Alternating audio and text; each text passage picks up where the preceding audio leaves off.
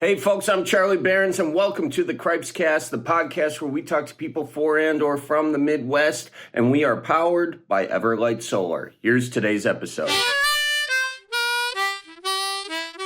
Hey everybody, how we doing? As you can see, I am in some hotel room. I'm actually in Lafarge, or no, where am I? I just said Lafarge. My guest is from Lafarge originally, Luke Zahm. He is the host of the PBS show Wisconsin Foodie. He owns the Driftless Cafe, award-winning chef. Driftless Cafe, by the way, in Viroqua. It's got this farm-to-table philosophy, which is super cool. Luke is a friend of mine, and it was just great talking with him about food. About where food comes from, about the environmental impact, about building community and kind of getting your food locally, what that means, how that builds up communities, how it's, good for a whole host of things. And also we just riffed on a bunch of other stuff. Luke was at the Joey Song benefit that I did last weekend. I do that every year with Michael Gamal, who was on the podcast last year, and Butch Vig. Another Viroqua guy. So anyway, Luke was there. We hung out in the hotel of the AC Hotel in Madison, Wisconsin. And now I'm in, to bring it full circle to my first mistake, I am not in Lafarge. I'm in Fargo. The F's got me screwed up. In Farge and Fargo. Okay, Charlie, let's keep it moving. But anyways, I'm shooting belly ups with Miles this weekend, or this week. God, I can't you guys ever have one of those days where you can't talk? This is one of them. And yet, all I'm doing today is talking. So hopefully it goes up from here. We'll see. TBD. I'm shooting belly ups this week with Miles, and then have shows in Fargo, Grand Forks, New Bismarck. It's going to be fun. It's going to be a lot of Fargo. It's going to be cold, like negative 27. But you know what? There's a roof over my head and the bed's warm. So as my dad always used to say, shut up and be happy. So that's what I'm going to do. Anyways, I'm just going to kind of shut up since I'm rambling. And I love talking with Luke. He's a funny guy, a fun dude. So, ladies and gentlemen, without any further ado, here's my conversation with the Emmy-winning host of Wisconsin Foodie and the owner of the Driftless Cafe in Viroqua, Wisconsin. Ladies and gentlemen, Luke Zahm. Ladies and gentlemen, welcome to the Cripescast. We're in, where are we, Luke? We're in Madison. Well, but we're in the AC Hotel, and we're doing this interview for Cripescast interview. Joey's Song is going on. Great benefit for epilepsy. And I'm doing this interview in your hotel room, which you've been gracious enough to let me use. On top of that, the mic stand in this interview is a turned to the side garbage can, propping up a cellular telephone device, which is the camera. Yeah, exactly. This is about as DIY as it gets, but as the hallmark of a true professional, man, you're pulling it off. You're killing it. Thanks, man. Thanks. I feel like you're just pumping my tires. No way. Point, I'm not the guy to pump your tires. It's kind of nice. It's kind of nice to this is the I went to school for this, believe me. That Big Ten education paying dividends. Yeah. I mean, my journalism professor. Actually, I think my journalism professor would applaud it. Yeah. I don't know that that's true now that I'm thinking about it more.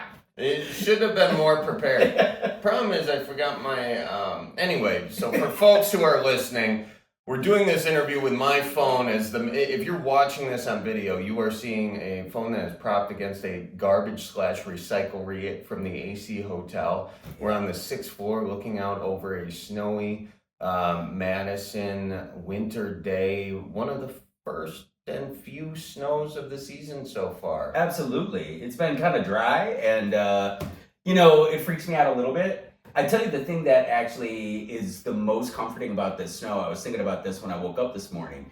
All the folks that traveled in from Los Angeles to do this thing, I could see them outside walking around last night like, oh yeah, the Midwest, Madison is a great place to live. Like, it's not that cold in the winter. Don't tell your friends. Exactly. Stay out. Yeah. No, it's good. We want them here, of course. Well, yeah, of course, but I mean that's a reality of climate change, man. Is that places are going to get more unbearable to live. I mean, LA's been unbearable for long before climate change. Spoken as a guy who used to live there. No, I'm kidding, all you LA folks. There's some good parts. Yeah, it's enchanting. Sure, we'll go with that.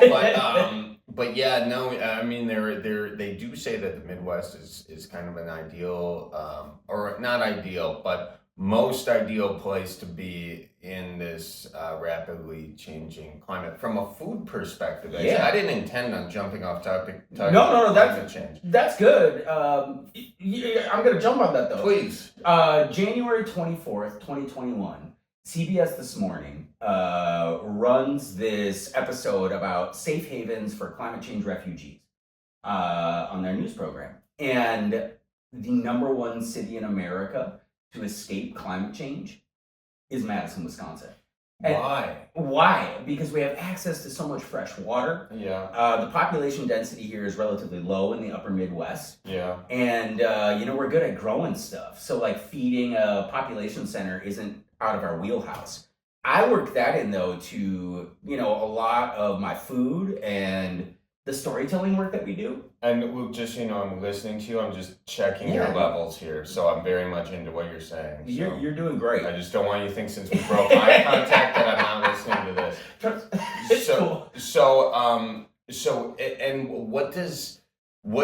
when you saw that, what hit you and how did it make you? Did it make you? It's kind of a good feeling since obviously we're here and you're very close to it in Viroqua.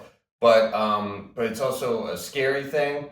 It's a reassuring thing, but then it's also like, oh, people are coming here. Kind of do you protect yourself in these situations, or do you open your doors to people to come in? Yeah, I think it's a hot mix. Oh, I'm sorry. Who is the guy who doesn't have his phone off? Oh, that's all right. It's Lucy Danforth. Oh, jeez. Well, if it's Lucy, yeah, exactly. You gotta tell Lucy I says hi. I will. Everybody loves Lucy. They should make a show about that. They should do that. I concur. That mixed feeling, honestly, is like, if you look at a lot of the sovereign nations that are in Wisconsin, if it's Ho-Chunk or Oneida or Potawatomi or Menominee, or, you see stories of food insecurity and food sovereignty and that huge push. I think through my work and my cooking, like, I just want people of the upper Midwest to see what a treasure this place really is before it's too late. That identity of who we are and where we're from. I really try and get diners to recognize that through the food, and the idea of pressing climate change and a rapidly changing population. I use that kind of as it's time to wake up. If we don't realize it, when all of Phoenix and LA decide that they need to relocate here because there's no fresh water, or things just become too unstable with climate change. The people of the Midwest, we're nice. We want people to come in, and of course, you show up. My favorite thing about the Midwest is it doesn't matter how you vote or how you pray or what you look like.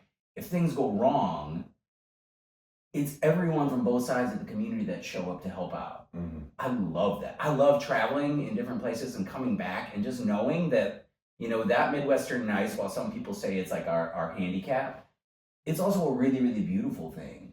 And I want the people here to realize that it's a beautiful thing before it's gone. When you say before it's gone, are you saying before the climate changes the world kind of a thing, or are you saying that that changes the people here change? Yeah. What are you saying? The culture specifically. Yeah. I mean, even now, you look at food insecurity, things like that. There are people in the upper Midwest have the opportunity and the privilege to enjoy good, clean food wherever they go. I mean, every small town in this state has a farmer's market. Yeah. We come from an agricultural heritage. When you see population explosion and in places that it was traditionally agrarian or forested, or wild spaces kept intentionally wild, when people move into those places, it forever changes it. You know, it's like you never see farmland go into development and then go back to farmland. It's just not the progression of our culture. So I think like before it's gone for me is noticing the sweet spot. You know, we're right here, we're right now, and like to get people of the upper Midwest to realize this isn't culinary flyover country. This is something special. There's a lot of tradition here. There's a lot of underrepresented tradition here. So like getting to know your friends and neighbors, developing a trusting relationship, and like for me, food is the only medium I have. I'm not funny. I can't sing really well, so like Wow. I gotta lean into what I got. I think you're a funny guy. I mean, come on, you know, you're a multi-Emmy award-winning TV host, you know, which is very cool. And what I love about, you know, and the Driftless Cafe, what I love about the Driftless Cafe is, doesn't all the food there come from a 100-mile radius? We try, yeah. That's like a huge imperative. I mean, that's my metric for success in the business, is to see how much of our food budget can be spent within a 100-mile radius. Okay, why is that important? Why is that important? Because I think it's really important. You know, Viroqua, for those who don't know, it's a very small community, population.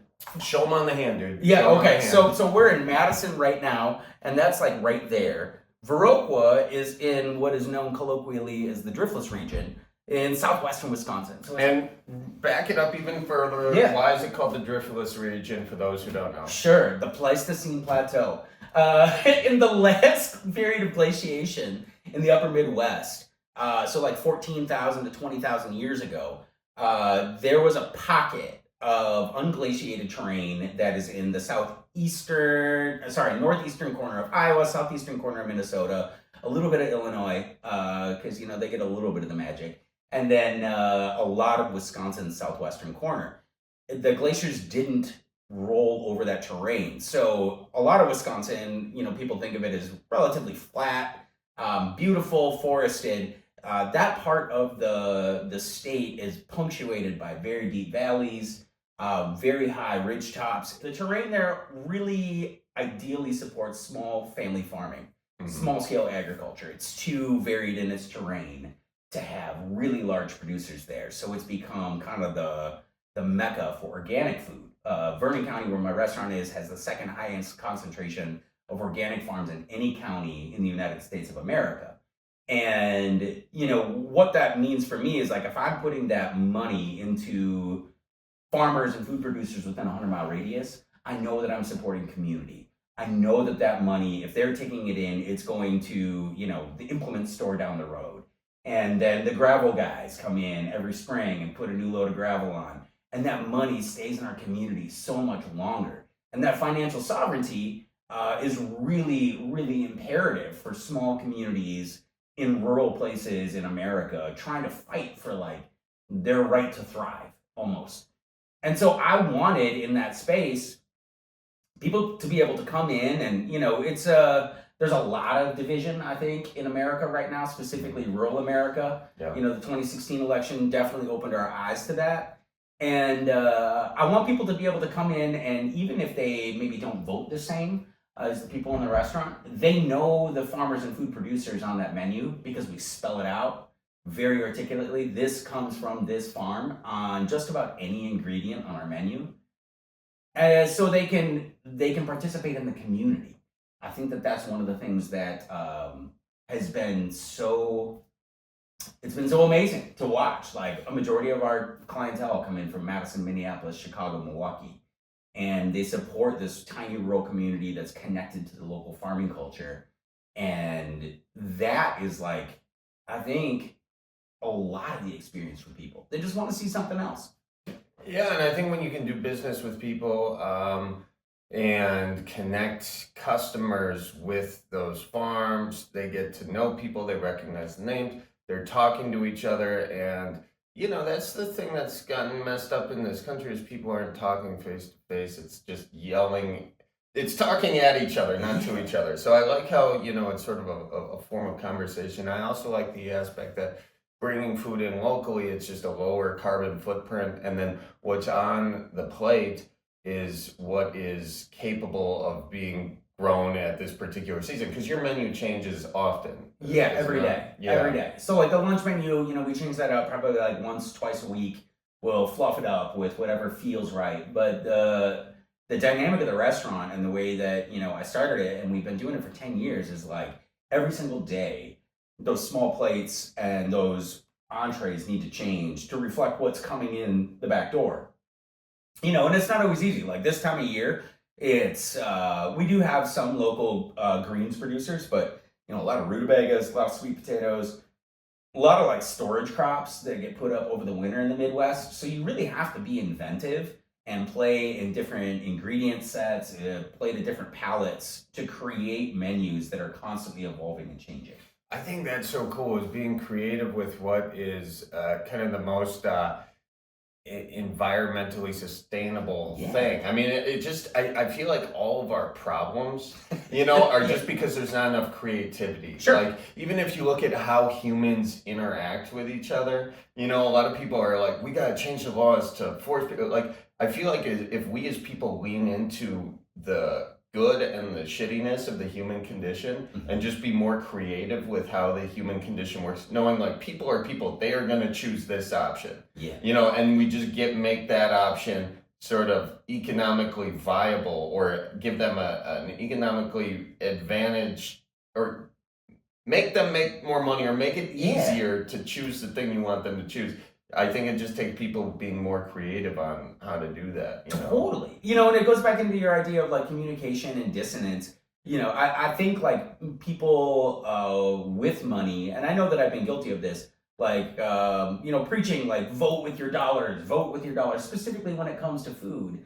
But I think even on a more broad level, like that idea of breaking down dissonance, we as human beings might have different values, different moral compasses that drive us, but inherently we're still humans. And I think like the medium of laughter, the medium of entertainment and music, and the medium of food, we have that ability to kind of cut through that noise, and like, the songs that you might like today are different from the songs that I might like, but we're having a hell of a time just hanging out with each other, in the beautiful AC hotel here in downtown Madison.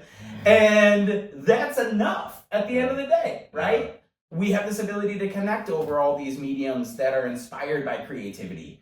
And I think it's a wonderful thing that I really, from my position of privilege, I really want people to like be able to celebrate at the same time. And that's not taking away any of the diversity of perspective, right? Not everyone is having a great time right now.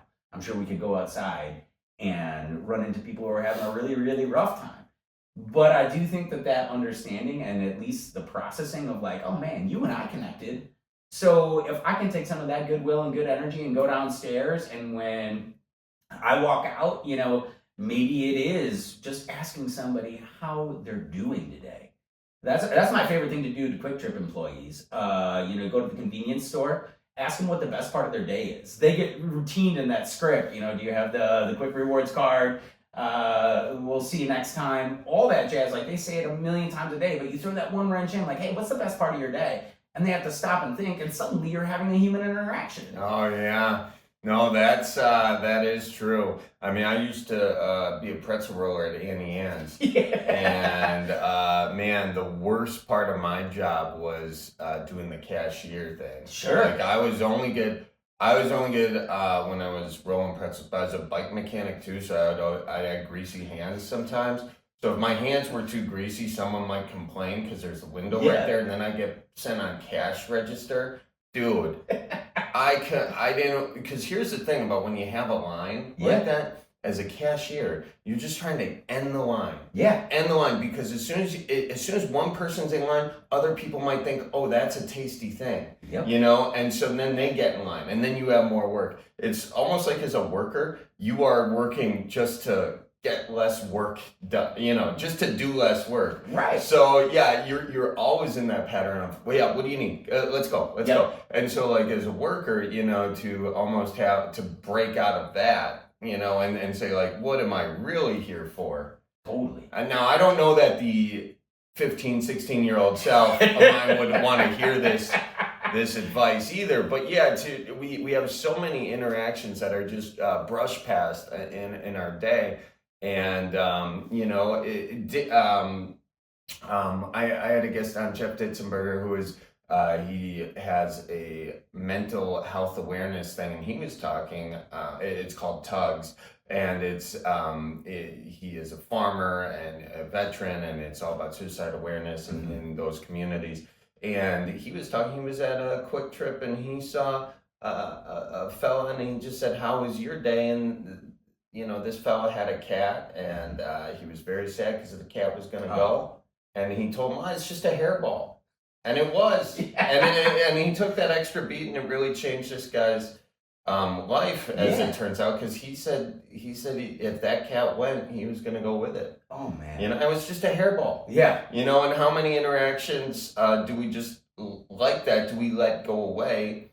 And I think the cool thing about food is it's something that everyone's got to eat. Seriously. We all have it in common. Yep. Not everyone likes comedy, not everyone likes music, but we all, have to eat. Yep. So doing so can spark a conversation. It can just be a quick thing you do, but it's something we all have in common. So it's a cool opportunity that you kind of are taking advantage of, not just with your restaurant, but also with your show. Yeah. How did that get started? Sure. Wisconsin Foodie has been on PBS for, 16 years, 15, 16 years. About 5 years ago, I had done segments. It started probably 8 years ago, where the crew, and it's a riot. I mean, as far as like a filming style, Arthur Ursink, the creator and executive producer, he's got like an organic documentary style. So he likes to just go in and kind of capture things as is. Mm-hmm. And so he came to my restaurant, and it was a bitterly cold winter day in February, legitimately like 20 below. Mm-hmm. And I had prepared all this food, and they showed up with their cameras, and I don't know if they lit it at all, but they just walked in, and Arthur's like, no. We want to watch the process. We want to get involved in the process. I was like, oh, okay. So like you take all this prepared food and you push it to the side and you start over. And the ability to maintain a conversation and stay focused on what's happening, between the people, but also to keep focused on the food and the plating and like where the direction of this dish is going. It went really well. It was really fun. And I think it allowed me to just be myself. I've probably for a majority of my career, being a chef, there's a performative aspect to it, specifically when you're in front of people. Yeah. It's hospitality, man. I mean, like, even when you're not having a good day, which happens, like, you go out there and you make people feel seen and loved. But that gave me an avenue to, like, I guess get my foot in the door, and then we just had subsequent callbacks. And then I was actually in LA, and I was meeting with an executive from the Food Network. And I had done a little bit of TV work, like a little bit of testing out there. And her, and I'll never forget this. Her comment to me was, nobody gives a shit about the Midwest. From a television market standpoint, we're tiny. Name names, dude. Yeah. I want to know who it was. I'm not naming names. I want to know what network it was. Them fighting words. I know, right?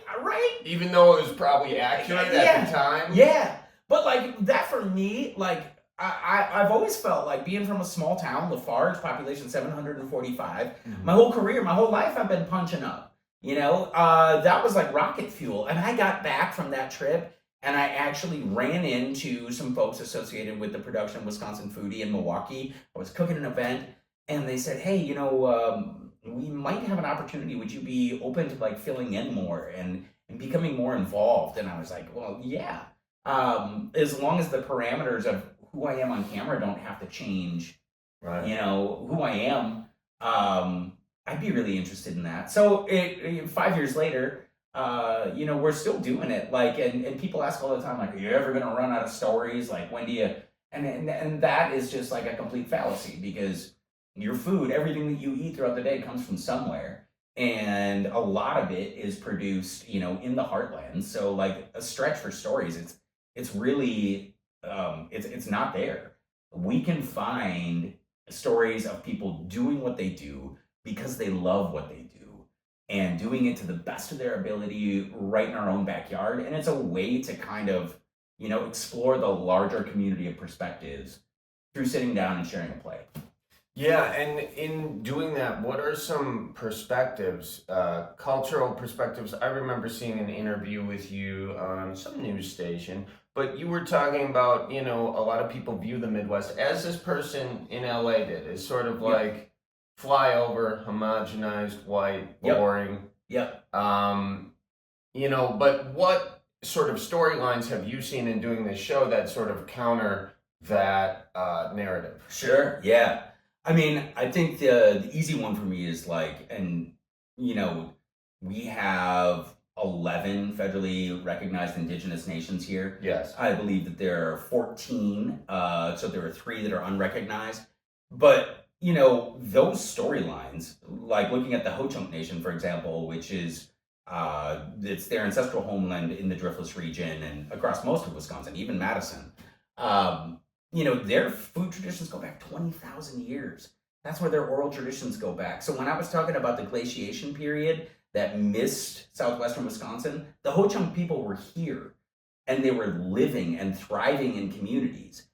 When you expand that perspective, like when you talk about local food or you talk about food with a connection to this place and the storyline and progression of what we now call Wisconsin, there is endless opportunity to learn more about different cultural perspectives. If you go to Oneida, who were displaced from the Finger Lakes region, right after they fed George Washington's starving troops at Valley Forge, they were responsible for basically feeding the Revolutionary Army that brought America to what we know it today. But as soon as George Washington took office, he ordered General Sullivan to go back into that region of the Haudenosaunee people or the Iroquois Confederacy, burn their villages and slash their crops. So they were displaced to Wisconsin. They grow corn, this sacred white corn, on the Oneida Res today that predates their history in Wisconsin. They use it for ceremonial purposes, but that for me is an ingredient that I want to learn about, I want to respect, I want to nurture that storyline so that way if people walk into the Oneida One Stop or they're in a restaurant somewhere and they're presented with this corn, they can understand the emotional gravity of some of these pieces. Mm. The Hmong people, Yes. the people displaced by the Secret War. I've got a dinner coming up right down the street here at the Deliciouser in Madison, and it's Hmong chef Yoang. He's been on the podcast. Has he? Oh, isn't he a good dude? He's got I actually took his excerpt from the podcast and I put it in my Midwest Survival Guide book. Yeah. Because it's the Hmong people in Wisconsin have dealt with, racism over the years. And what people don't realize is that the reason there is a big Hmong population in the Midwest is because they helped the United States in the Vietnam War. Yeah. And they were promised refuge in the U.S. A lot were not granted it. They had to go to refugee camps, as the case of Yia's folks. Yep. And then finally, after trialing venture to get from their village to this refugee camp and then get to the U.S., and then you are met with what? You're met with racism. And so that's I find that to be a very interesting story too. But anyways, I didn't mean to interrupt your story. No. Yeah, he's a great dude. He's a great dude. Funny dude. Oh my God, yeah. And it's it's the most innocent, sweet, funny. I really want to get Yia unplugged someday to even get him to curse. I'll be on conference calls with this guy and he's frickin' this and frickin' that. And I think it's just hysterical. He may be the most Midwestern of all of us. I went to it. Have you been to his restaurant? Yeah. I went there and before my show, and he made us so much food. And I was like, oh my God, dude. And it was so good. Yeah. Everything was so good. Even made us these walking tacos because why not? He experiments with stuff there. It's a very cool restaurant, and I don't know, everyone should check it out. Totally. I mean, you will leave TFF'd I know that's what he did to you that night. Like, if you cancel your plans afterwards, specifically if they're amorous, because you're not gonna be doing that. Yeah, definitely don't do a stand-up show, back-to-back stand-up shows after that. But we're bringing in Alex Hanasaka to you just for the other perspective. He's a Lao chef in the Racine, Kenosha area. And like I had filmed with Hmong farmers like 2 weeks before filming with Alex. He has a pop-up sap. It's really delicious. And I was like, oh man, yeah, I just filmed with these Hmong farmers and like got a lot of the storyline and like the shamanistic culture tendencies and wow, what a crazy story. And he just looked at me, he's like, I'm not Hmong, bro. I'm Lao. And I was like, oh God, like hard stop. Yeah. And so, you know, over the course of like cooking with both of these guys and making television with them, but just, you know, creating community with them, we pitched this idea like, what happens if we cooked a dinner and we talked about the hard shit? You know, we brought a Lao kid who was born in a refugee camp in Thailand for Lao refugees. And we brought Yia in, who's a Hmong kid born in a Hmong refugee camp in Thailand and is the son of Hmong refugees. And we asked them to cook a dinner that the first course starts like with their families, you know, cultural traditions around the 1950s era. Like, what's a dish that's prominent in your family? The second course is like, what's your modern take on Lao and Hmong food? And then the third course, the kicker, create a course together. Mm-hmm. Because these are people that, like, for the last 50 years, historically and culturally, have hated each other. The Lao kingdom was backed by Russia and China during the Secret War, so there was money coming in from the outside. The Hmong people were backed by the CIA and the Allied forces. More bombs were dropped on Laos in 7 years than in all of World War I and II combined. All the munitions. It's wild how that small country got so politicized so quickly and had so much money rolling through it. To have these chefs come together to share cultural perspective for the diners, but then to also like create a dish in unison, right? We're all humans. We all eat.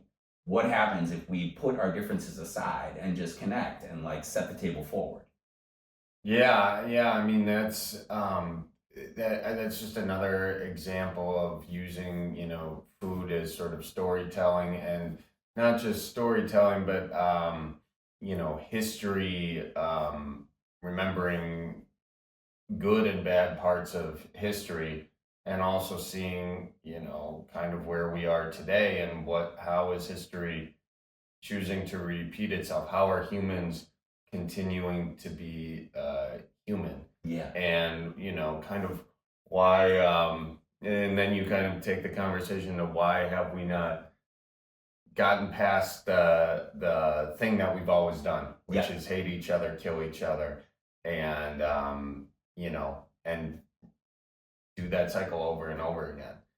But also good things. Yeah, also love each other. Also come together over food. Also laugh. Exactly. Also, it's just, but I do think it's what it does. What, you know, you telling me this does really highlights the really cool ways food can open up conversation. Totally. And that's awesome. Hey folks, I want to let you know that the Cripescast studio is powered by Everlight Solar. That's right, we got the solar panels on the roof. It is saving me on my electric bill, and it's also, you know, part of the long process to help save this planet and preserve it for future generations, hopefully. You know, that's the goal there. So save some money, lower your carbon footprint, get a free consultation from Everlight Solar. They'll check it out, see if solar panels are going to work on your house and what the cost would be and how much money it's going to save you. So check them out, everlightsolar.com. Also, folks, Fleet Farm. Holidays are over, but I tell you what, ice fishing is just starting, and that's what we want to do. We want to get out there, get on that ice. Fleet Farm's got you covered, and not only that, they got supplies for home projects and all the stuff that you got to do because it's too cold outside to do anything anyway. So, you know, get out there to the Fleet Farm, get everything you need for whatever it is. Hey, even if you want a new crock pot, they got that too. Check them out, Fleet Farm.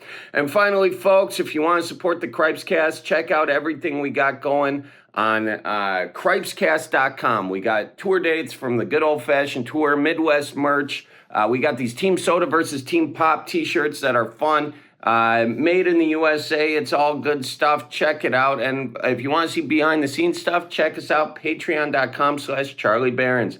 All right, let's get back to the podcast and watch for deer. How did you get your start in all this? What was your childhood like? You grew up in Lafarge? I grew up outside of Lafarge, yeah. Lafarge. We're headed for that victory. So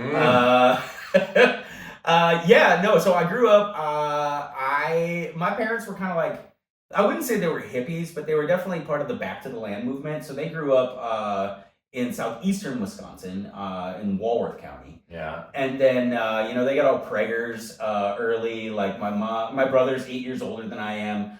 So my mom was, a teenage mom. My dad wasn't much older. And they decided they needed a new life, something that was a little bit more practical for them and raising a family. So they moved to Vernon County, kind of on a lark. And my mom and dad were, hunters. My mom gardened. We at that point in our lives, or in their lives, they were poor, and they had the resources available to be able to, understand how to garden and farm a little bit. So I grew up with a big garden, and my mom always cooking, because if you've been to Lafarge, there's not a lot of there in like food choices. Right. And there's that one gas station. There's the Zip Stop, baby. The Zip Stop. Zip Stop represent two Z's, baby. Yeah. So, growing up in that area, I got a job at 15. My dad owned a construction company. He said, you're 15, you're getting a job. And so I didn't want to do construction. I didn't particularly like it. So I went and became the first male car hop ever at the Lafarge root beer stand. Did you have roller skates? I did not have roller skates. What a shame. I know, but you can appreciate the intention of a lot of the patrons. Like, you drive a truck, I drive a truck. Kind of the backwoods boys rolling up in the trucks, expecting someone of their own age to come out, maybe cute, and a young girl to like, oh hi, whatever, flirt at the car. And here's this dude who's wired super tight. Who wants a chuck wagon? Did you have a rose tattoo on your neck at that point? I didn't. No, I hadn't gone. That would have been fun, though. I would have paid to see that. Yeah, exactly. The mid 90s with the rose tattoo. Yeah.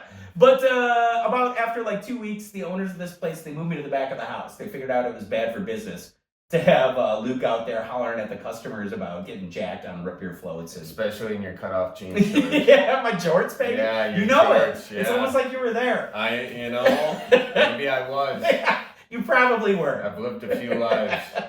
So I went from there to like Subway. I'm a certified sandwich artist. Attaboy. Yeah, my mom still keeps a certificate every time. On the fridge? No, not on the fridge, but like if I'm too high and mighty, or if, like when I go and cook in her kitchen, if she doesn't like the amount of salt or butter or whatever I'm putting in something, she can kind of sneak it back onto the table because she's vindictive like that. That's what's up, man. Yeah. That's funny. Don't forget your roots, baby. Exactly. Oh, you're a sandwich artist. Yeah. Culver's, supper clubs, and then, going to school. Fun fact, I wanted to be Butch Vig growing up. Did you? Yeah. I mean, it was... You're a music guy. I was at that point in time. It was like a medium that was accessible. It gave me an identity. I was in bands, and I wanted to get as far away from southwestern Wisconsin as I could when I was 18. Yeah. Did you ever have a moment like that where you're like, oh, yeah. I gotta get the hell out? Yeah. Actually, I wanted to, I wanted to go to California and play in a band. Sweet. Yeah. That was kind of it. Yeah. I wanted to, and didn't have to, or New York or something. I didn't know what the hell I wanted. And by the way, I'd never been to California. I'd never gotten on a plane until I was 18 years old. Right. And so I didn't know what I was talking about. But that's what I wanted to do. What did you think? Like, I know that the first time I flew into LA, and I was in my 20s, 30s, I thought that it was going to be a complete caricature. Something between like the Red Hot Chili Peppers and NWA. I was terrified kind of flying into LA. Yeah. Did you have a similar experience or? No, I didn't fly in first time I went. I drove out in this minivan told this story a few times. The one I shot, and my dad made me buy, I shot with a shotgun. It was an accidental discharge. You're one of those guys? And I swear this never happens to me. And honestly, it was my brother's gun to make it all the weirder. Oh my God. That complicates your immature innuendo a little bit, doesn't it? Now? Yeah, it does. It does. Yeah. Now you're making some even weirder jokes here. Well, I'll go there. I'm a line guy. But so anyways, I went out, and I didn't have a ton of preconceived notions because I was mostly an idiot,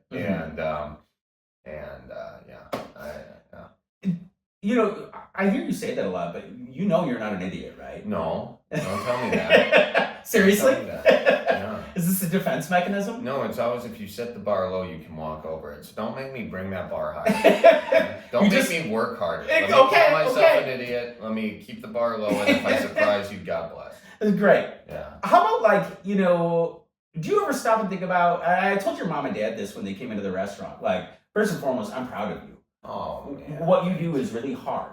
Yeah.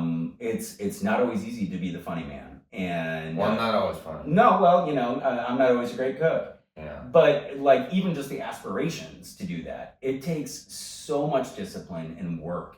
And the fact that you bring so much joy to so many people. I remember during COVID, every other time I went on the internet, or I was getting, text messages like, this guy is hysterical. Oh, that's nice. You're blowing up the world with laughter. Well, thank you for saying that. Oh, dude, no, thank you.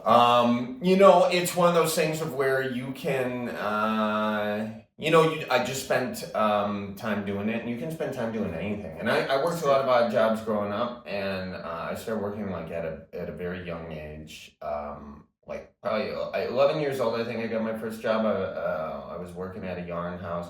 And a yarn house? Yeah, I was sorting yarn for Mrs. Grotti. Yeah, I was doing my first one. She was my mom's friend. Well, basically, I started mowing the lawn there. Okay. Because my mom went to this yarn house with my Nana. Okay. And they would buy yarn. Sure. And the woman who worked there said, I need someone to mow the lawn. So they're like, I know the guy. So then I mowed the lawn with an electric lawnmower. Okay. But one that you plugged into an extension cord. Oh, those are the worst. Cut the extension cord. Of course you did. I'm going to tell you this right now. Do not go fix an extension cord with your pocket knife while it's still plugged into the wall. Did you grow up with no supervision? It was just feral Charlie Bear. Yeah, I mean, I'm set to a 12, man. Yeah. So, if you're going to learn how to fix an extension cord the hard way, and that's by electrocution. Yeah. No, what it does is it kicks you back. Also, fun fact, not the first time I electrocuted myself in that way. I did it years later, 19 years old. I cut something in this warehouse, and I was trying to, fix it. Yeah. Same way, and I forgot to unplug it. So I am an idiot. No, actually. You're not. You're electrifying. That is a good one. Thank you. What the hell were we talking about before we got on the conversation to me? This is supposed to be a conversation. I do. I have some legit question though. You're at this point in your career where you could presumably live just about anywhere. But you don't. You call Wisconsin home. Mm-hmm. And, like me, you left and you came back and you've had this success here. What does, the Wisconsin identity mean to you? Well, what it means to me is that this is a place that doesn't take itself too seriously. It's a place of hardworking people. It's a place where you don't talk about yourself first in a conversation. You say, hey, how are you doing? Mm-hmm. You say, tell your folks that, I say hi. You say, make sure you watch out for deer. All those cliches that I make jokes and t-shirts about, I mean, they come from a place of, let me get you this. Let me serve you, and serve someone else before you serve yourself. And I think there's this internal humility in Wisconsin. And maybe it's just in, I thought growing up it was maybe just in my family, not that I didn't see it in other people. I saw it in other people, but when you're in a big family, you stand out. Yeah. You stand out when your family goes to a party, you stand out when you go to church, whatever. So everybody needs to behave and sort of serve the bigger picture, the bigger family. So if someone's crying, help them out. Yep. You know, serve other people first.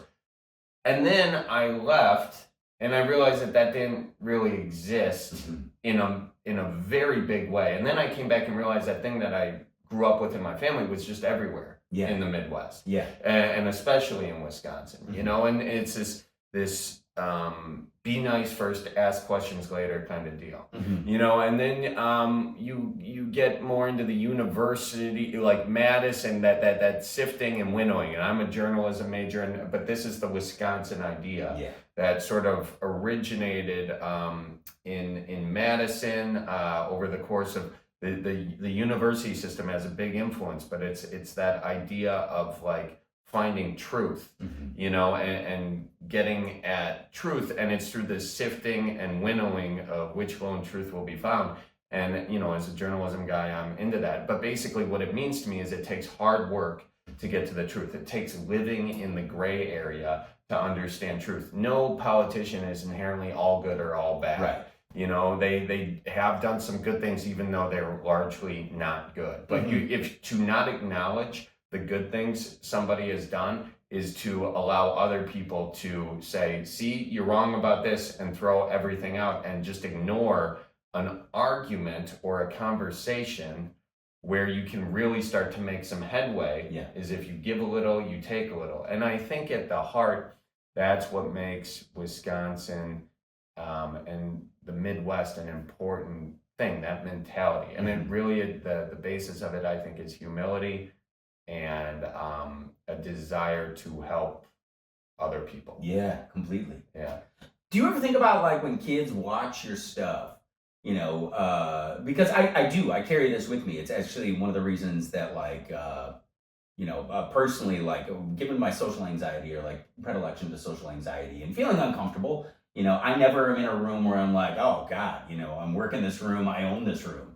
Or like last night when Butch Vig leaves the party downstairs, it was amazing. It was like somebody pulled the plug on the bottom of the drain. Because as soon as Butch went up to his hotel room, it was just like, party's over, music's down, like the whole place clears out. I'm like, this is no wonder this guy killed hair metal. By like bringing grunge onto the scene. This guy is very magnetic. And as a kid, like I looked at Butch as at least a guy who grew up in southwestern Wisconsin, and like he made it. You know, he made it out.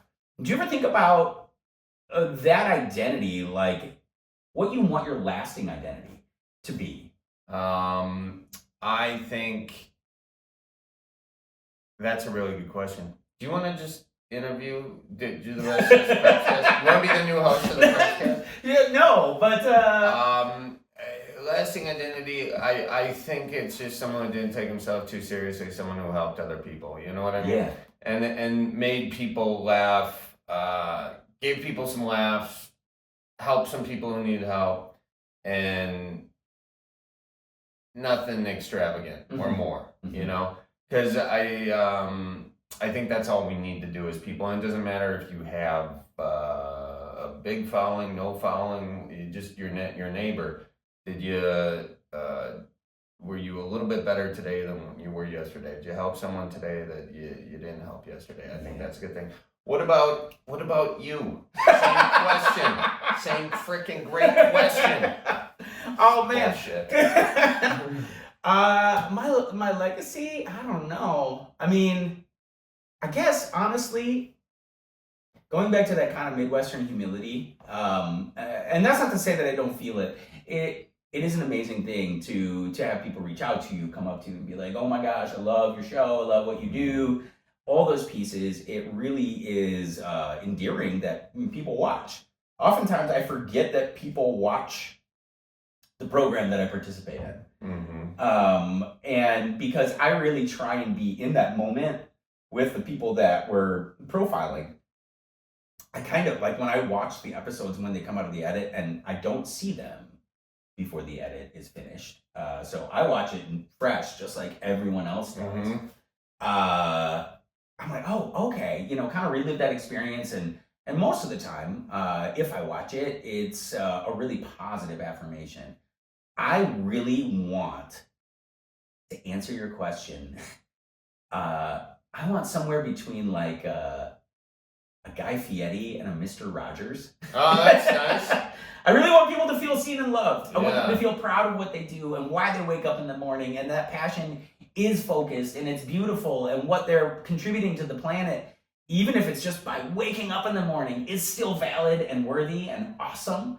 And on the other end, like if we can roll in some delicious flavor profiles, or we can learn something about an ingredient or a farming method or just the really unique people that do it, then, you know, I hope that's the legacy that people remember.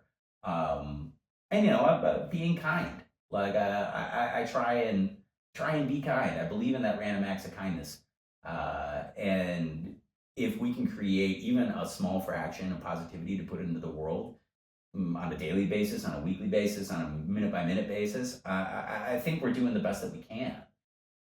So I think that's what I'd like my legacy to be. That, and like, you know, any kid who's watching this from a small town, any place, who feels marginalized by the fact that you're from someplace between, in my instance, Minneapolis and Chicago, or, you know, maybe it's La Crosse and Madison if you know Wisconsin geography. You can do it. Whatever that dream is. I followed a dude who made his dream happen, Butch. And watching him come into prominence and like, holy shit, you're from Viroqua, Wisconsin? It birthed in me this sense of identity, like, you know, if he can do it, I can do it too. And I think like watching you do what you do, you know, there are people out there who love the medium of humor right now. And they always have, and they always should.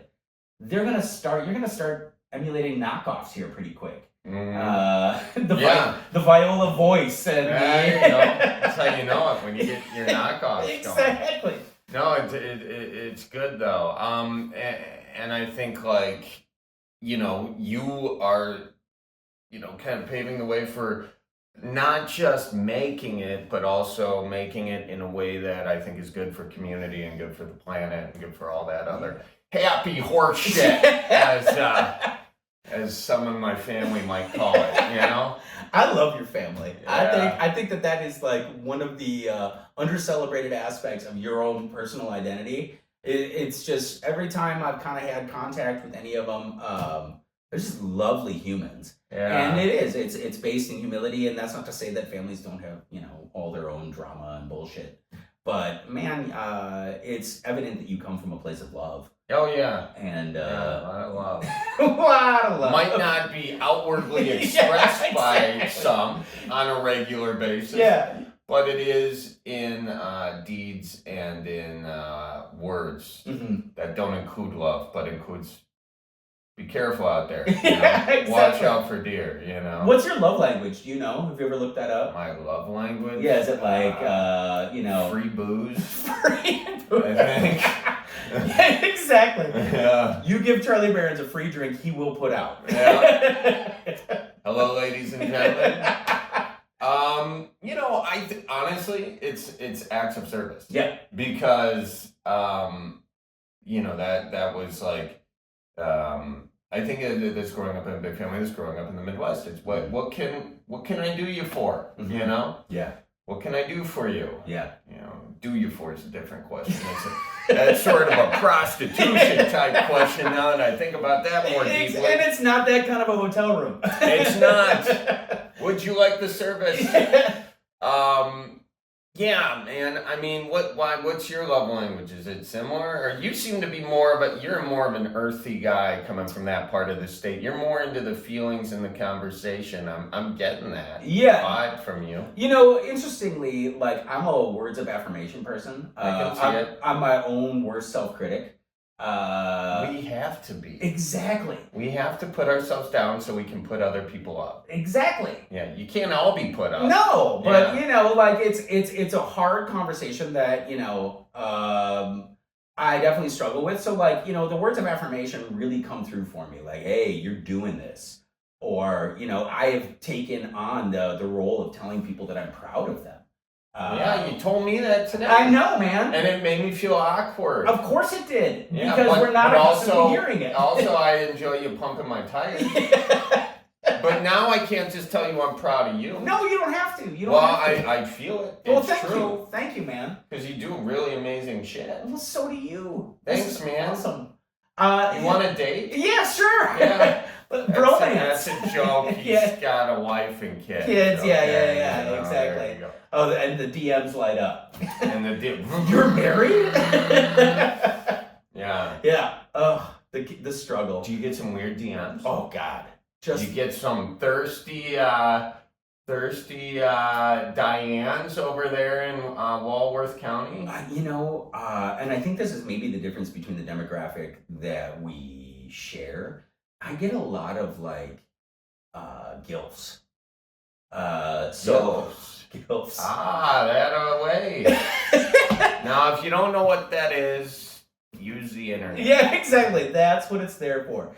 But I mean, good for you. Well, kind of. I mean, it's interesting. I wonder often. How do they slide? Yeah, usually through the Insta, and then it's just kind of like some of them really put it out there. Some of them are not subtle. How so? Oh, I mean, you get the pics.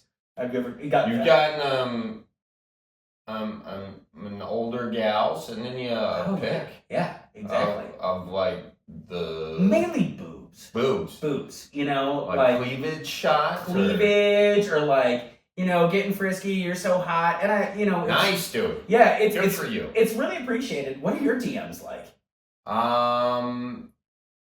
Actually, okay, so this is a funny story.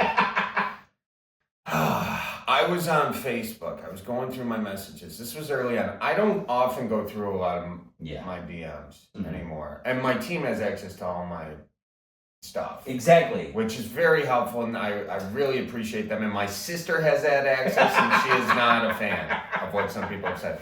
But I was on Facebook, and I hit my mom walked in the door. I was in her kitchen. And I, as she walked in, I turned around to look at her as I was hitting the down arrow to the next message. And I'm like, hey, Mom, how's it going? She goes, oh, my gosh. Looks at my computer. It's just boobs. Yep. Nips, areolas, the whole thing. And she was like, oh, my God, what are you doing? I was like, oh, my God, what am I doing? I was like, I was just going through messages. She was like, they sent you that? Yes. And I was like, But nobody believes that story. But not nobody believes it. I had a hard time convincing her that I did not know that was on my computer. Right. At least I think I had a hard time. Maybe she believed me right away, but I just felt like I needed to double down on how I did not have this up. I wasn't actively pursuing this in your kitchen. Yeah. Oh, God. Spanking it in your mom's kitchen. That's a new low. I mean, I would have at least slammed the thing down had I known. Jeez Louise. Show some respect. How does that make you feel? It makes me, most of the time, it makes me so awkward. Kind of like when I told you I was proud of you. Yeah. Or when you made the comment about, if I'm not making eye contact with you, it's not because I'm not listening. There were periods in my life where I didn't make eye contact with my father for years. Oh, yeah, that's the move there. That's the move. Your dad can see right into your soul. I know. That's the thing. He can see if you're lying. Exactly. He can see if you're on a little this, a little that. Right. That makes sense, not making eye contact with your dad. Yeah. And he said, look at me in the eyes. No. Yeah. I can just see your disappointment. Yeah. No, my dad he's a lovely human. But how does that make you feel? Getting weird. The throwing. Did that deadbolt just turn? Probably. It's Butch and his family on the other side. So they're gonna kick the door down. Are we too loud for No. Trust me. I've spent enough time with Butch. Okay. All it's fine. That sounds good. How does it make me feel? It's kind of funny a lot of times. Yeah, it's funny. Yeah. And I don't think it happens often. Yeah. Again, I gotta probably get in. I gotta be more responsive in those things, but I don't have time. No. I shouldn't say that because I try to get back to a few messages every couple days. Mm-hmm. But I hate being in front of my phone, and it takes me away from the creative. Being super responsive to all those things makes me it turns my brain a little weird. Yeah. Because you're just in front of your phone and then you're distracted, and I got ADD, so it's a whole issue. And then I'm on reading the news on this thing. I'm like, this is not what I'm supposed to be doing in this period of time. Yeah. But I'm always flattered when people send me flattering things. Yeah. But I'm trying not to say that in a way of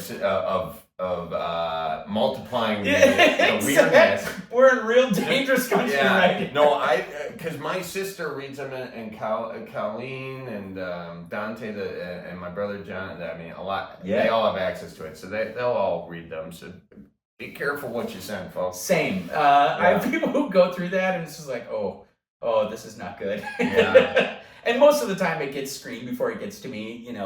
Which is.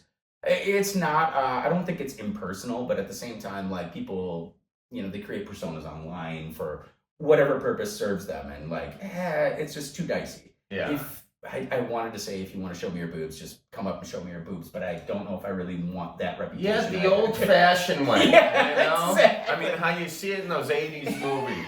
Right. And then you can sign them and rock and roll, Oh, that's hysterical. This is fun. We're almost at time, but before I go, I just want to throw a few things at you. One of my favorite culinary treats, my mom used to make this for me, and me being, a divorced guy in my 30s, I make it for myself often. Grilled peanut butter and jelly. Yeah. You feel good about it? I do. I have an emotional reaction. I lost an episode of Guys Grocery Games on Food Network to Fluffernutter in the championship. I made my own cheese curds. I had made like poutine basically. Yeah. Late night guilty pleasure, 6 ingredients or less. Yeah. And then I lost to peanut butter, marshmallow, and chocolate sandwich. That's a Boston thing, isn't it? Yeah. It was a chef from LA. And Black Market was the name of the restaurant. Super cool human, but like I think I do have a little PTSD around that because my kids love to remind me, hey, remember that time you lost on national television to a Fluffernutter? Sounds like that's in the same box of things next to your sandwich exactly. artist or whatever the hell it was at Subway. It's become quite clear to me it's no wonder I need words of affirmation in my life. Please.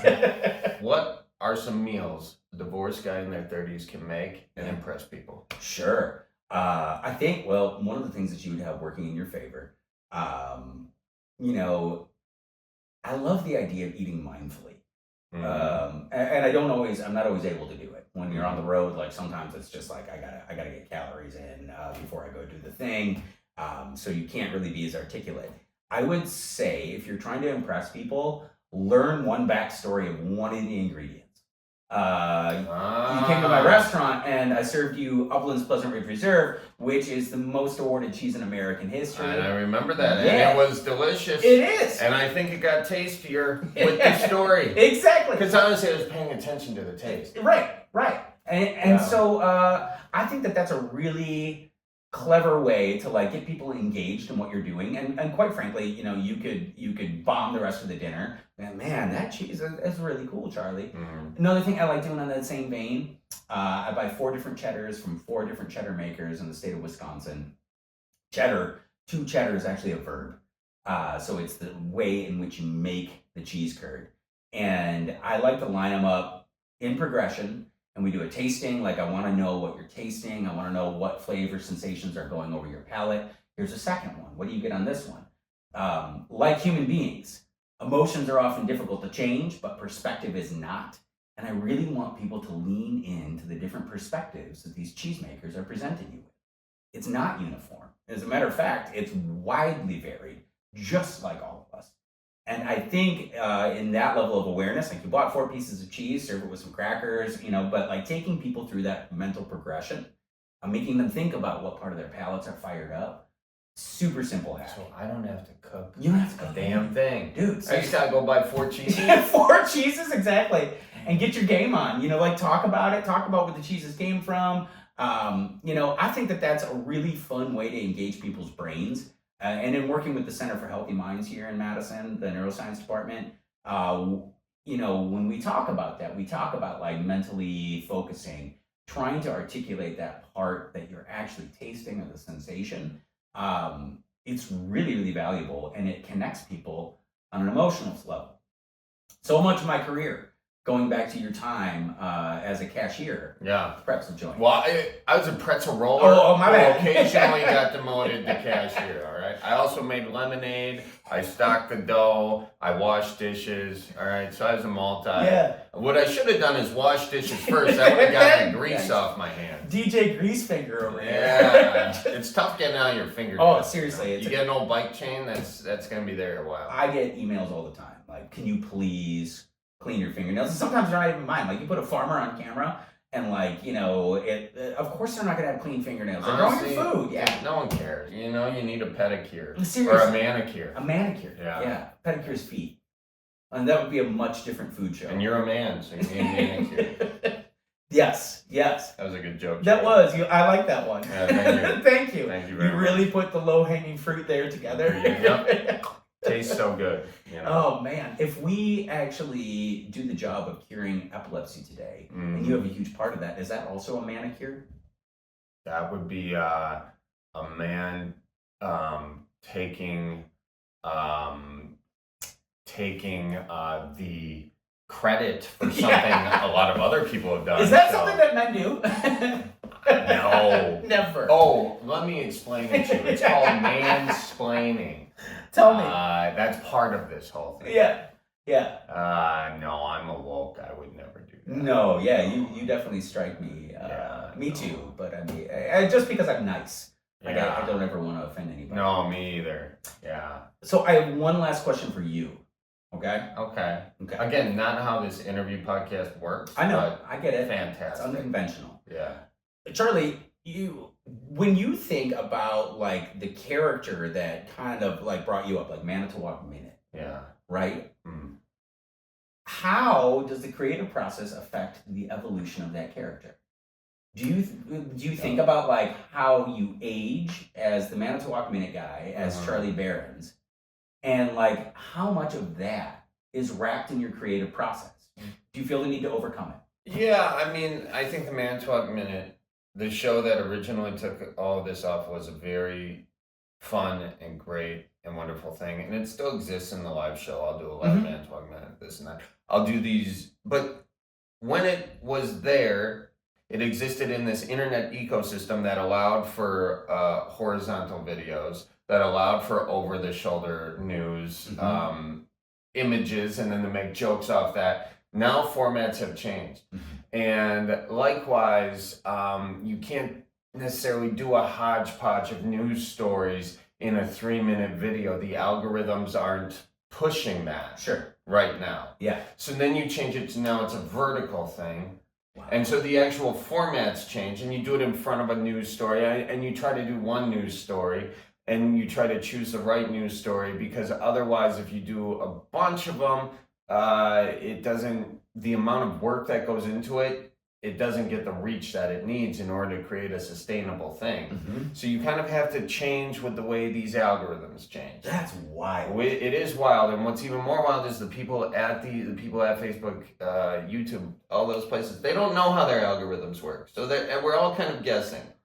And you're tweaking, and you're just doing this stuff along the way. So a lot of my evolution in this, that's one aspect of it. But the other aspect is what do I want to say was great and leave it as something that happened and revisit it occasionally, and versus going forward and finding new things, because comedy is all about surprise, and you can't do the same thing over and over and over again and expect it to have the original pop it had. You have to understand when something like food has gone past its prime. It's time to put it in the mulch. Yep. You know, and I'm not saying that's the case with the Manitowoc Minute stuff, but what I am saying is it needs to change format. It needs to evolve. It is like any other form of art. It needs to evolve, and it could have a return, you know, but you can't cling so tightly to something that worked once and expect it to continue working. You have to have enough humility to know, like, okay, I gotta serve these folks in a different way. Yeah. And I gotta serve my creative energy in a different way. So that's what I've been doing with sketches, with stand-up, with all that, and I've really enjoyed it, yeah.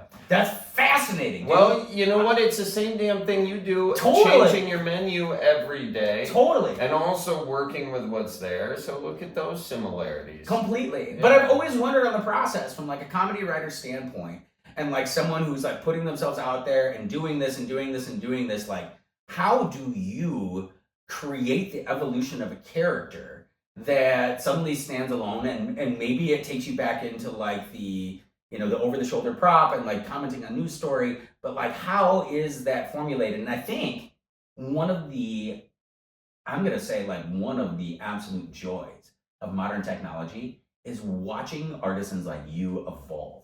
You know, there are a few other. Nice. I mean, it's cool. Yeah. It's super cool. Like you're right. You can't say stagnant. What got you here won't get you there. Mm-hmm. But watching you live that process, and I mean live it, with the amount of content that you put out and put into the world, it's truly fascinating. And I'm a fan. It's fun, man. Thank you. Yeah, you get up here, you plateau, and then you say you can see your numbers plateau, and then you're saying, okay, so this is an opportunity for me to either like get hyper focused on the numbers, getting to this point of paranoia or whatever, down the path of paranoia, or you can sort of bushwhack your way. We were talking about this last night. Bushwhack your way to the path of creativity and say, I'm going to choose to just compartmentalize that paranoia, that fear, that whatever, you know, shove it deep down. As a Midwest guy, you're good at shoving your feelings deep down. Just live in this path of like what could be, and dream it big and think and get a little wild with it. And then you'll find something that hopefully, boom,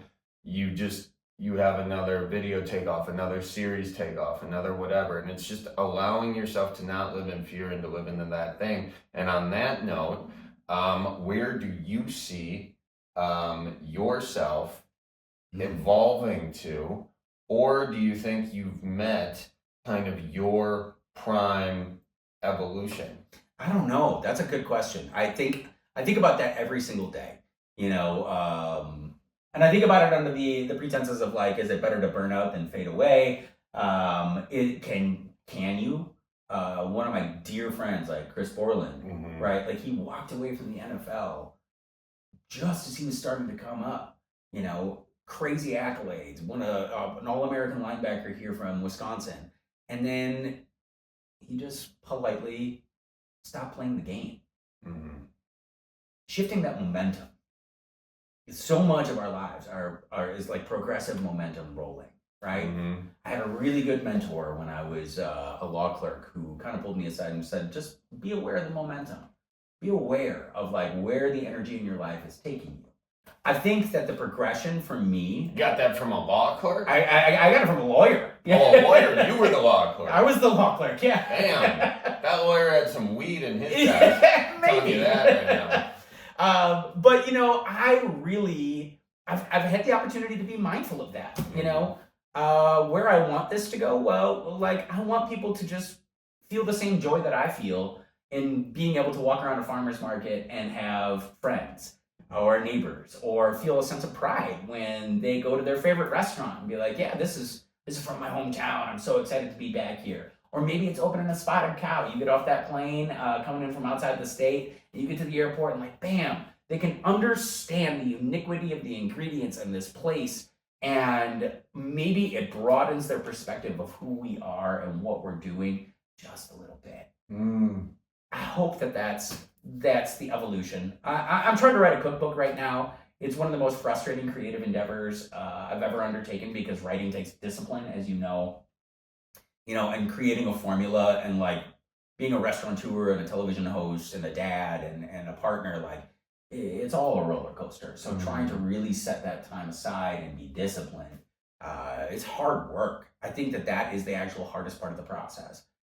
So hopefully, you know, it can at least have another medium to tell the stories. And, you know, I hope to be able to connect people over food well into retirement. And then, did you ever watch that show, Northern Exposure? Yeah. Yeah. There was a chef on there, Adam, who he was barefoot, always wearing a stocking cap, you know, kind of just like left New York to fade into obscurity in the Alaskan wilderness. I hope that there's enough wilderness in the Driftless left that when I decide, you know what, I'm done here, I can just kind of blend in. Just be a hill fella. Yeah, exactly. Just be Luke Zahm. Yeah. And, you know, still hopefully carry the joy of connection with people, but like at the same time, the pressure of getting out and actually doing it. I hope that it fades as I age. I'm not sure. Maybe it won't. Maybe you just get a callous enough soul that going and doing it and doesn't phase you anymore. Exactly. That's what I'm working on. It's just that dead soul. Yeah. Or it's a liberated one. Yeah. It's callous. Totally. Well, it's like working man's hands. You can just grab something. It's not as big of a deal as someone who's. It's calluses. It's all about the calluses. Yeah. Like playing guitar. You gotta have the calluses on your fingers. Yeah. Otherwise, you can't hold a bar chord. Exactly. You gotta, to crank it up there, up and down. Yeah. I have a question about that too. Like when you and Adam, because you guys are extremely prolific. Congratulations on the Billboard success recently. Thanks, man. Yeah, dude, that's rad. That was fun. Yeah. I bet. Shout out to everyone who got an album. Yeah. It was all them. Really? That's fantastic. Yeah. Congratulations. That's how you get on those charts. People buy the albums. Thanks, guys. Yeah. But like walking through the songwriting process and like the actual composition, do you find that really different than writing comedy? It is different. Like punchlines have to. It's harder to write punchlines in songs because the syllables have to match. I almost like think coming up with the punchline and then building the lead up to it in a different way, and I'm not great at it. A lot of but it's a new fun thing to think about. And because when I'm on stage, I can sort of massage my way in, or if I feel like someone missed something in the audience, I can reiterate. With a song, you got boom, boom, boom, boom, and then punch. And we've got one song we're playing today is pretty good on the punchlines. Another song is just kind of a fun song. Yeah. And, it's kind of like in the vein of John Prine, and I'm not saying that he's the king of it, but very clever, fun, takes, somewhat humorous, but not necessarily all punchline filled. Not like a comedy songwriter. Right. But I do think that's a thing I want to go for and hit those punchlines hard in songs. Totally. Sometimes too. We have a few that do it, and we have a few that are more just songs. So it's a fun blend right now, but I haven't mastered it yet. Yeah, I have to say I find Adam to be one of the most enjoyable humans. He radiates. He effuses happiness. Should we go after beer? Yeah, exactly. I love doing it. Yeah, because it is. Well, I play Scrabble with Adam. I don't know if you know this, and he's such a bullshitter. Yeah. He will, he knows all the 2-letter words, which is a disservice to the game. I want to be real clear about that. If you memorized all the 2-letter words, you're not actually playing Scrabble. Adam girls should be disqualified. You should. Scrabble. But, then, he'll put out words that kind of sound good in our own Midwestern dialect. And I love the fact that he's such a sandbagger. You can't ever tell if he's bullshitting or not. And so I want to give him the benefit of the doubt because he's kind, and he went to UW-Stevens Point, so obviously potentially. God, I told him about the last time I was in Point. I was driving down the road in the Wisconsin Foodie van, and we were following a truck, and it was the best bumper sticker I've seen in a while. It said Stevens Point, doing lines and banging nines. And I was like, in what alternate universe do you live, brother? Who makes that? I don't know.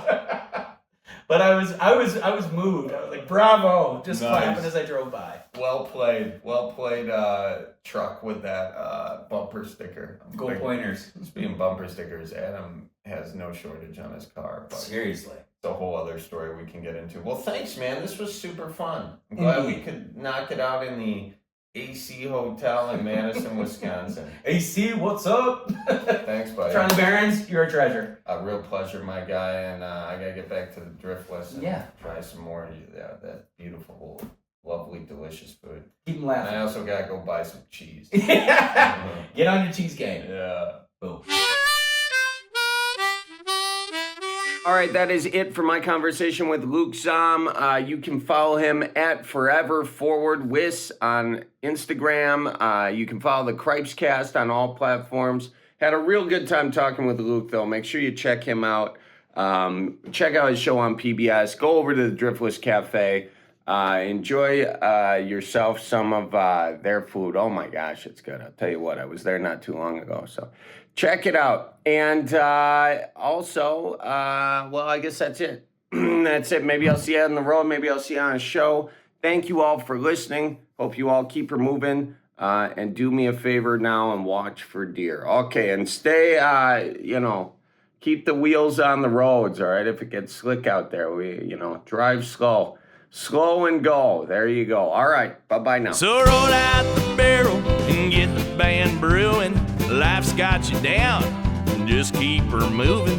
It's on Wisconsin. The Badgers say it's the old Wisconsin Jubilee. You know, sometimes when you're ice fishing, you put your foot in the walleye hole and go ass over tea kettle and you think you're done. No, you gotta keep her moving.